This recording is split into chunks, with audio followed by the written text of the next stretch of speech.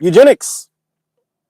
We use the term genetic engineering today, and people think that if you just CRISPR something into a zygote or an embryo, let's just say pre-embryo, maybe a zygote or something like that, then it's going to fix all the problems.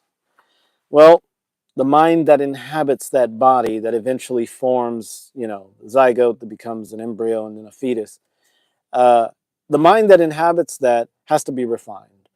And so you can do whatever genetic engineering you want to do, and it's going to be useless because you have a great body, but the brain is just a transmitter and receiver of information. That's all it is. It's not really where information is stored. Information is stored in some other level that humans don't really have access to yet because society is too primitive.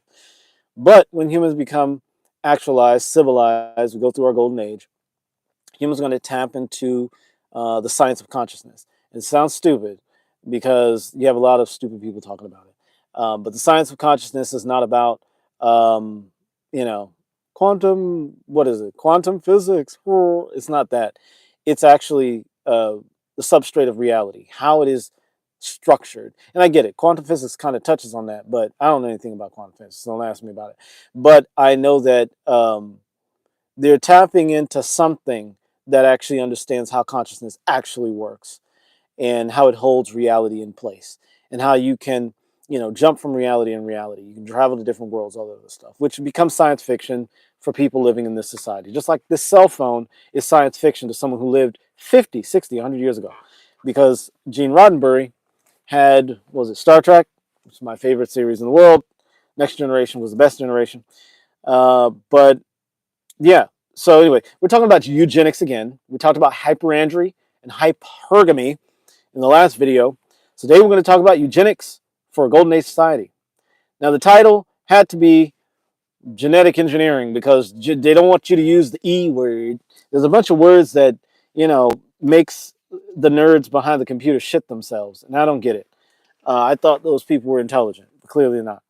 All right. So anyway, eugenics has a dark history. All right, and that's just because low quality people were utilizing it to sterilize, to oppress and kill, and all these stuff. People they deemed ineligible for reproduction or unworthy of reproduction. And this was just that humans were at a lower state of evolution socially. We're still not civilized generally, right? Because you still have poverty, you're still dropping bombs on babies, you're still doing that stupid stuff, right? But 100 years ago, eugenics was used to sterilize Negro population, get rid of people of Jewish heritage and stuff like that. And of course, people with mental retardation and people that were deemed gay or whatever were just eugenic. They literally were sterilized. Like they would take these people and they would do things to them that would make it impossible for them to reproduce. And this was destructive to society. It was destructive to people. It was wrong and bad. I don't have to say it 100 million times. People that don't get that, then sorry, go somewhere else. So eugenics in its original utilization was completely improper and bad. It was wrong, wrong, wrong. However, that was an unethical and unintelligent application of eugenics. Now, there were some qualities of it that I will talk about in here that are actually useful that you can utilize in your life now, today, that will make it so that your offspring, your children, your grandchildren, great-grandchildren will be better, stronger, more intelligent, more valuable members of society. There's some movement in the chat, so let's say hi to some people who are here. Hello. Hello. Jalu Kaka. All right, Jalu Kaka, interesting name. Welcome to the talk. We're talking about eugenics and genetics and engineering and how it has deeper implications than just what we saw in the early 20th century and the end of the 19th century. What they did at that time was absolutely unconscionable, and it was just a lower quality group of people, an inferior group of people for all means and purposes, doing the best they could to secure their genetic progeny. But they were just not going to do that because they were so inbred and backbred and upbred and downbred that their children would have stopped reproducing after 2 or 3 generations anyway. They were having too many congenital defects. And that's why they were using eugenics to oppress, suppress, and destroy people who had better genetics. So anyway, today's talk is about eugenics in its positive and ethical applications in a geopolitical Christian perspective, Apex Human Awakening. We've already talked about hyperandry and hypergamy. Check it out in my other video. Like, share, subscribe. That's how you'll be able to get access to that kind of stuff. So point one, Hyperandry and hypergamy are tools that humans use to naturally pursue genetic ends. There's a eugenic ends. There's a eugenic end to hypergamy. When women choose men of higher socioeconomic status to reproduce with, they are practicing eugenics. I have to drink. Okay? So when men pick women of higher SMV or higher sexual marketplace value, meaning more physically attractive, which indicates they have better genetic potential, then they are practicing eugenics. Okay, that's point one. Point two, ethical eugenics is essential for the future of our species and our ability to go into a golden age. There are people who are just genetically fucked up. Okay, no matter how much personal growth, things like that you do, they're not going to improve because they do not have the receptors for improvement and growth. They just don't have them. And it's not anything wrong with them necessarily. It's just the state of humanity where we are now. Don't do any, there's nothing to be done about that except for to love these people, treat them with respect, and just move on. These are the people that, do the whole the Hamas thing of killing people and torturing people and all that stuff. These are people who just cannot be helped. Okay? There's nothing you can do for them except for love them from a distance with godly love and just don't engage with them, don't reproduce with them, that sort of a thing. Okay? Easy peasy, lemon squeezy, right? So, ethical eugenics is conscious eugenics, and it's based on personal growth, discriminative breeding, and health consciousness. So that means we're not putting poison in our bodies anymore. We're not putting poison in our minds anymore. And we're not breeding with people who have an anti-human agenda. Simple. Guys, it's not rocket science. It's not rocket science. It's easy. And it's a it's like not very many people can connect with this because of the poor breeding practices humans have been in for the last, 1,500 years or so. All right? And humans were breeding a little better before that, but then there was this bad thing that happened about 1,500 years ago. Not going to get into it, but you can do your own research. You'll find out what that was. And so humans just kind of just did all these things. In the last 100 years, we really fucked up because we've been marrying for love. Well, love is easily manipulated. I can get anybody to fall in love with me I want. If I'm within 3 feet of those people, I can make anybody fall in love with me, right? Okay, so you can use certain techniques to trick people and manipulate people into doing things that are not to their best interest and not to your best interest. So love is one of the tools that can be used for that, and it's not a good thing. All right, love is a good thing, but real love is not the infatuistic love that they promote in romantic movies and the music industry. So ethical eugenics is essential. Okay, ethical eugenics is based on 4 major principles: exercise and diet, mate selection, discriminative mate selection, education. Education, I'm not talking about academics. I'm not talking about going to school and being indoctrinated and turned into a stupid idiot worm.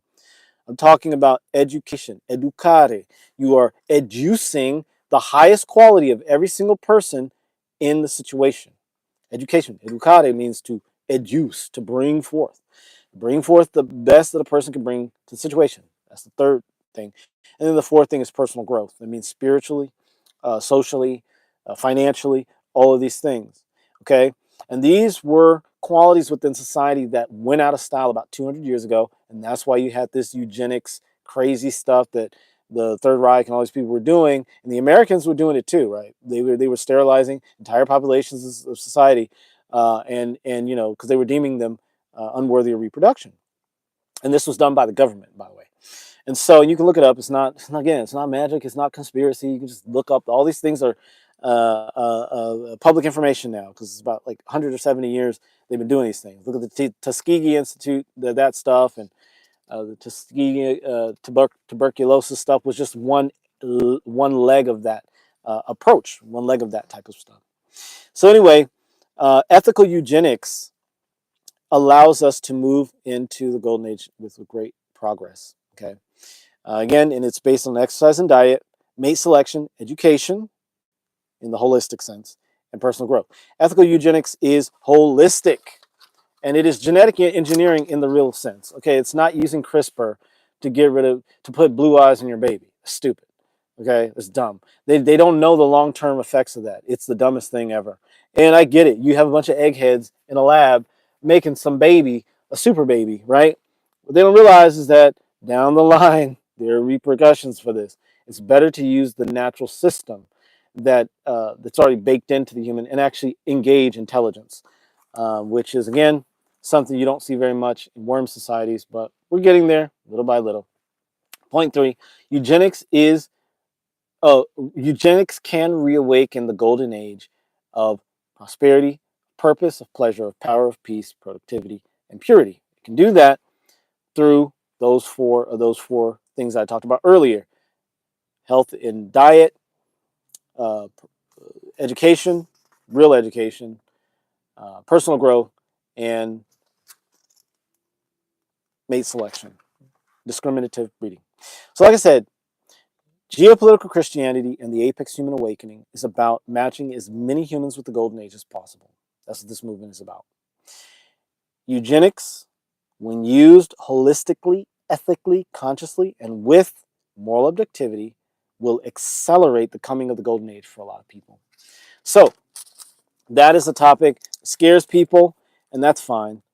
We're going into a golden age, and the quality of the rays that are being produced by the sun, it might just sterilize a bunch of people anyway. So, hey, it is what it is. So that's eugenics, and that's eugenics in its ethical applications.